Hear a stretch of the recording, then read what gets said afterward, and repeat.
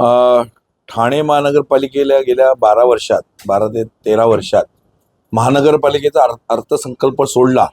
महानगरपालिकेचं दरवर्षीचं 2,500, 3,000, 4,000 कोटीचं उत्पन्न सोडलं तर ते 3,000 कोटी मल्टिप्लाइड बाय 12 म्हणजे 312 36 36,000 कोटी ते झाले. 3600 कोटी, हा सॉरी 36,000 कोटी. त्याच्या व्यतिरिक्त केंद्र सरकारकडून, काँग्रेसच्या केंद्र सरकारकडून आणि बीजेपीच्या केंद्र सरकारकडून जवळजवळ 4,000 कोटीची निधी JNNRM, BSUP आणि स्मार्ट सिटीमध्ये आलेली आहे. आणि त्याचबरोबर शिंदे साहेबांच्या सरकारकडून, महाराष्ट्र शासनाकडून 6,500-7,000 कोटीची निधी GR च्या द्वारे ह्या ठाणे महानगरपालिकेला गेल्या 15 वर्षात ही सर्व निधी प्राप्त झालेली आहे. तर ही जी निधी एवढी झालेली आहे, ती निधी ही आपले 36,000चा अर्थसंकल्प, त्याच्यातला समजा 500 कोटी जरी दरवर्षी स्थापत्य कामांवर पकडला, 700-800 कोटी, तर 712 84 ते 8,000 आणि हे आलेले 8,500 म्हणजे 15-16,000 कोटी ठाणे महानगरपालिकेला विकास कामांसाठी प्राप्त झालेले होते 12-14 वर्षात. आणि ठाणे महानगरपालिकेचं क्षेत्र पाहता मला वाटतं 35 वर्ष ही सत्ता आहे महानगरपालिका स्थापन होऊन.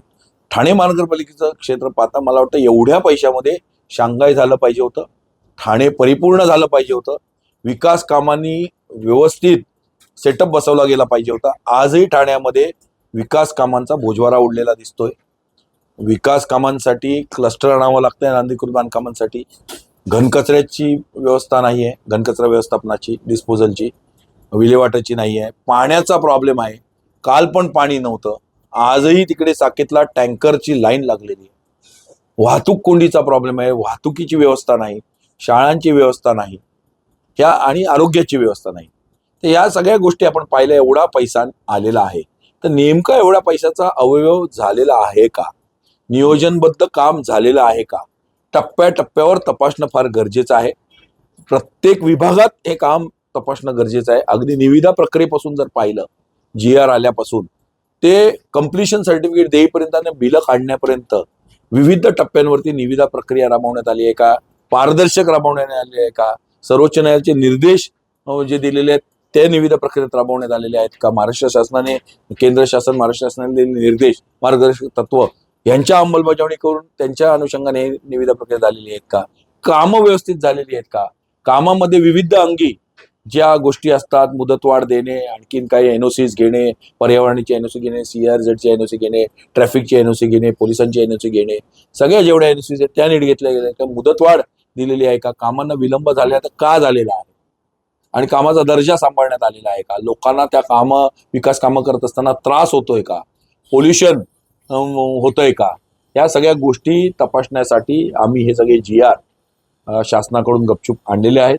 देत नव्हती ठाणे महानगरपालिका आम्हाला, तर हे GR आम्ही मिळवलेले आहेत. आणि म्हणून आमचं आयुक्तांना निवेदन आहे की आपण श्वेतपत्रिका काढावी. आयुक्त चांगले आहेत. हे आयुक्त संजय सेठी नंतर खरंच असे आयुक्त भेटलेले, अभ्यासपूर्ण काम करतायत, घडी बसवणं, काटकसरीने काम करतायत, घडी बसवण्याचा प्रयत्न करतायत, स्वतः फिरतायत, नालेसफाई त्यांनी वेळेवर सुरू केलेली आहे, त्यांचं अभिनंदन. परंतु प्रशासकाने हे तपासणं गरजेचं आहे. प्रशासक आहे, महापालिका नाही आहे. महासभा असती तर आम्ही महासभेत आवाज उठवला असता. तर हे तपासणं गरजेचं आहे. आमचे प्रांताध्यक्ष हर्षवर्धन सकपाळ साहेबांनी आम्हाला हे पत्र पाठवलेलं आहे, ज्या पत्रामध्ये त्यांनी म्हटलंय की स्मार्ट सिटीच्या त्यांच्याकडे तक्रारी आलेल्या आहेत. अशाच तक्रारी BJPने पण केलेल्या होत्या हरदीप सिंग पुरींकडे, नगरविकास केंद्रीय मंत्र्यांकडे. त्यांचं काय झालं, तर या सगळे कामांचा अवयव नीट नियोजनबद्ध कामं झालेली आहेत का, या निधीचा सदुपयोग झालेला आहे का, याच्या बाबतीत आयुक्त साहेबांनी, सौरभराव साहेबांनी श्वेतपत्रिका काढावी व वेळ पडल्यास त्यांनी त्रयस्थ समिती नेऊन चौकशी करावी, ही आमची प्रमुख मागणी आहे. बघा, पहिल्याच आता हा मे मध्ये अवकाळी पाऊस आहे, त्याच्यामुळे फार काही मी बोलणार नाही. पहिल्याच पावसात एक ट्रेलर देऊन पावसाने वाट लावली, विटावा ब्रिज असेल इकडे तिकडे, तर हा एक त्यांना हे सिग्नल गेले आहे की लवकर लवकर कामं करा. मात्र ह्या सगळ्या गोष्टींवर लक्ष वेधण्यासाठी आम्ही 13 मार्चला लॉंग मार्च काढणार आहोत, कासारवाडीपासून आयुक्त कार्यालयापर्यंत, आणि आयुक्त कार्यालयापासून MMRDA BKC असा आमचा लॉंग मार्च आहे. विविध टप्प्यावरती आम्ही कामं दाखवणार चेकनाक्यापर्यंत, आणि चेकनाक्यानंतर आम्ही सरळ चालत सर्व्हिस रोडने आम्ही BKCला जाणार. बघा, ह्या सगळ्या गोष्टी अनाकलनीय आहेत, दुर्दैवी आहेत, आणि ह्या सगळ्या नॅचरल कॉज आहेत. हे नॅचरल कॉज आहेत, ह्याला आता कोणाचा काय उपाय नाही. आता झाड कोणी लावलं होतं, कसं लावलं होतं, नेमकं झाड कुठे होतं, काय होतं, किंवा गाडी रिक्षा नेमकी, तो एक ऍक्सिडेंटचा भाग आहे आणि त्याच्यात काय आपण कोणाला दोष देऊ शकत नाही. पण दुर्दैवी आहे, त्या ह्याला मदत मिळाली पाहिजे. आणि टीएमसीचं ऑडिट, महानगरपालिकेचं ऑडिट झालेलं नाहीये. तर महानगरपालिकेचंही ऑडिट, या कामांचंच नव्हे तर महानगरपालिकेचं ऑडिट होणं गरजेचं आहे, ही आमची प्रमुख मागणी आहे. आम्ही सर्वजण बसलोय. मोहन तिवारी साहेब आहेत, सर्व दोन्ही प्रवक्ते आहेत, भुजबळ साहेब आहेत, राहुल पिंगळे, हे आमचे हिंदुराव गळवे, निशिकांत कोळी, इतर सर्व ब्लॉक अध्यक्ष, आमचे कार्यकर्ते महेंद्र म्हात्रे, प्रसाद पाटील, सर्वच जण बसलेत, सर्व ब्लॉक अध्यक्ष माझे बसलेत. तर आमची सर्वांची काँग्रेसची विनंती आहे, हा लॉंग मार्च आमचा पहिला कासारवाडीपासून BKC ला असेल, दुसरा लॉंग मार्च आमचा दिव्यापासून आयुक्तांपर्यंत असेल.